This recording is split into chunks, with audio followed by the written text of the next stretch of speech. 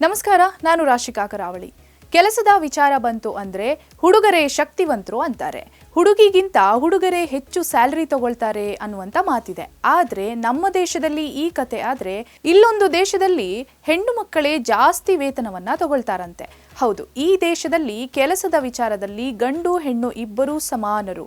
ಈ ಕಾಲದಲ್ಲಿ ಹೆಣ್ಣು ಮಕ್ಕಳು ಪ್ರತಿಯೊಂದು ಕ್ಷೇತ್ರದಲ್ಲಿಯೂ ಕಾರ್ಯನಿರ್ವಹಿಸುತ್ತಿರುತ್ತಾರೆ. ಕೆಲಸದಲ್ಲೂ ಮುಂದೆ, ಒಂದು ಕಂಪನಿ ನಡೆಸುವುದರಲ್ಲೂ ಮುಂದೆ, ಸಂಸಾರ ನಿಭಾಯಿಸುವುದರಲ್ಲೂ ಸಹ ಮುಂದೆ.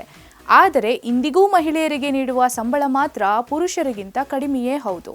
ಇದೊಂದು ಗಂಭೀರ ವಿಚಾರವೂ ಕೂಡ ಹೌದು. ಅಂತಾರಾಷ್ಟ್ರೀಯ ಕಾರ್ಮಿಕ ಸಂಸ್ಥೆಯ ಪ್ರಕಾರ ಪ್ರಪಂಚದಾದ್ಯಂತ ಮಹಿಳೆಯರು ಪುರುಷರಿಗಿಂತ ಸರಾಸರಿ 20% ಕಡಿಮೆ ಗಳಿಸುತ್ತಾರೆ ಎನ್ನುವಂತ ವರದಿ ಇದೆ. ಆದರೆ ಈ ದೇಶ ಮಾತ್ರ ಇತರ ದೇಶಕ್ಕಿಂತ ಬೇರೆಯಾಗಿದೆ.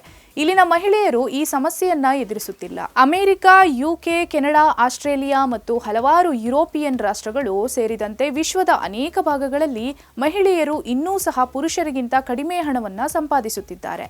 ಆದರೆ ಇದೊಂದು ದೇಶ ಅಂದ್ರೆ ಯುರೋಪಿಯನ್ ದೇಶವಾದ ಲಕ್ಸೆಂಬರ್ಗ್ನ ಮಾತ್ರ ವಿಭಿನ್ನವಾಗಿದೆ. ಯೂರೋಸ್ಟಾಟ್ ಎಂಬ ಸಂಸ್ಥೆ ಇತ್ತೀಚೆಗೆ ನಡೆಸಿದ ಲಿಂಗವೇತನ ಅಂತರದ ಕುರಿತು ವರದಿಯನ್ನ ಬಿಡುಗಡೆ ಮಾಡಿತ್ತು. ಈ ಅಧ್ಯಯನವು ಮಹಿಳೆಯರಿಗೆ ಪುರುಷರಿಗಿಂತ ಹೆಚ್ಚಿನ ಸಂಬಳ ನೀಡುವ ಏಕೈಕ ದೇಶ ಲಕ್ಸೆಂಬರ್ಗ್ ಎಂದು ಕೇಳಿಬಂದಿದೆ. ಸಣ್ಣ ಯುರೋಪಿಯನ್ ರಾಷ್ಟ್ರವಾದ ಲಕ್ಸೆಂಬರ್ಗ್ನಲ್ಲಿ ಮಾತ್ರ ಮಹಿಳೆಯರು ಪುರುಷರಿಗಿಂತ ಜಾಸ್ತಿ ಸಂಬಳವನ್ನ ಗಳಿಸ್ತಾರೆ.